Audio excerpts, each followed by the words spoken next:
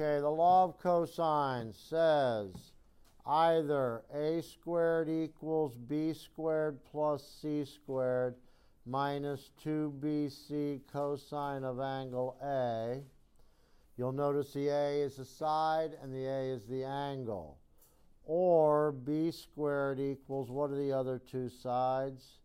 A squared plus c squared minus 2ac cosine of what angle? B. And c squared would equal, what are the two other sides? A and B minus 2ab cosine of c. Now, guys, you need to learn these because the last chapter you had so many identities, I was encouraging note card use. This time you got to learn these. You're going to have to memorize law of sines and memorize law of cosines. Now, these are it. This is law of cosines. There's no tangent rule, no. These are the two that we're going to want. Law of sines, law of cosines. Now remember, guys, when do you use law of sines? Anytime you're given both angle A and side A, angle B and side B, or angle C and side C. Law of sines, you have to be given both A's, both B's, or both C's. That's not the case for this one. Many times in law of cosines, guys, you can do it once and then shift to law of sines. Does everybody hear me? You can do it more than once, but many people will like to do the law of cosines one time and then change to law of sines. Problem 9, you'll notice, does not give both A's, both B's, or both C's. To solve the triangle, you have to give all 6 pieces of information. Usually they're going to give you or provide you with 3 of them. What are the 3 that they give you? They say side A is 5, side A is 5, side B is 7, but angle C is what? 42 degrees. Am I given both A's? Am I given both B's? Am I given both C's? So I can't use law of sines. I have to use law of cosines. Now, the only one that has an angle of C is which one? C squared equals A squared plus B squared minus 2AB cosine of angle C. If you remember, that's the only one that has the angle C in it, right? So, we will fill this in. C squared equals something squared plus something squared minus 2 times the product of those two same things. And we'll fill everything in. What's A? 5 goes there and 5 goes there. What is the B?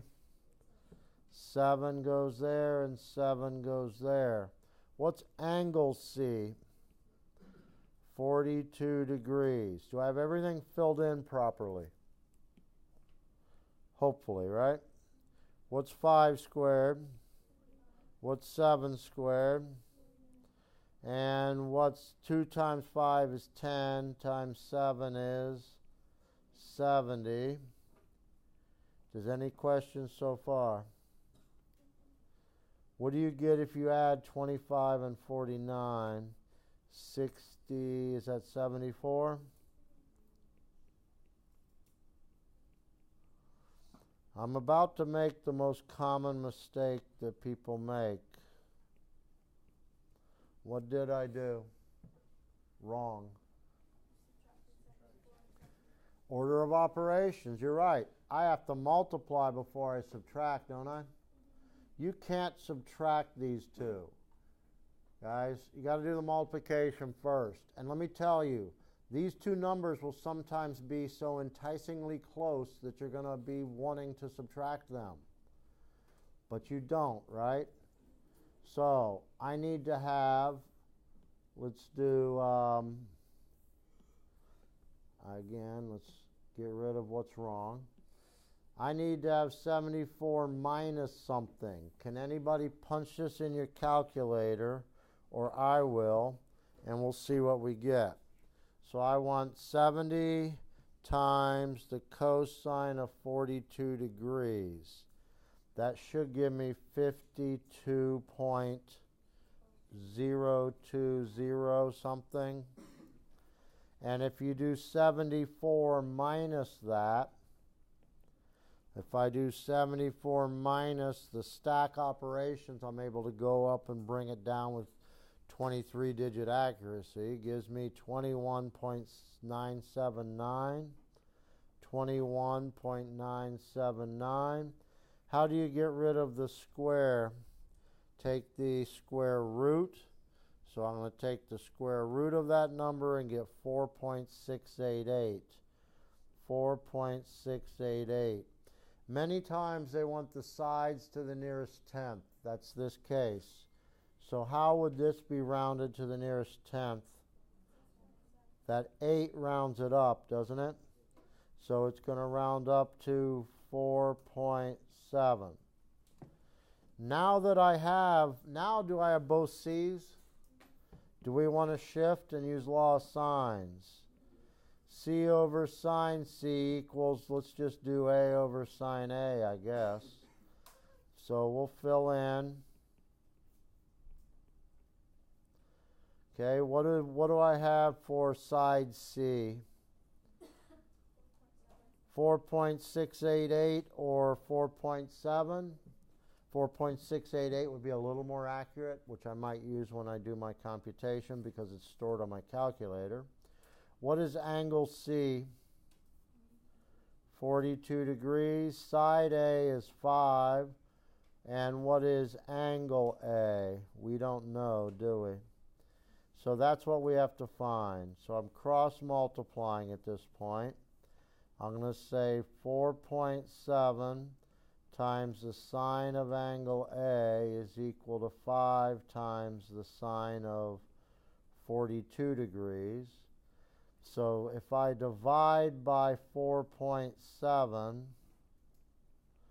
that will give me some decimal. Hopefully that decimal is between -1 and 1. If it's not, we probably made a mistake because the sign has to return between -1 and 1. So I have 5 sine 42 degrees. That's divided by 4.7. And I get 0.07118. So the sine of angle A is equal approximately to 0.07118. How do you get rid of the sine? You take the arc sine. So I'm going to do that to both sides. Sine and arc sine eliminate each other. So I'm going to do arc sine of that 0.711 number, and I get 45.38. So that makes this into about 45.3849. And this is an angle. Angles are to the nearest degree. So what would this be? 45 degrees. Okay, how can I find the missing angle now? Add and subtract from 180. 42 and 45 add to what? 87. If you do 100 minus 87, should be 100 minus 87 is at 93. It's 93 degrees. I urge you guys to check. Is the biggest side opposite the biggest angle? What's the smallest side? 4.7? Is that opposite the smallest angle? Then we probably have it done correctly.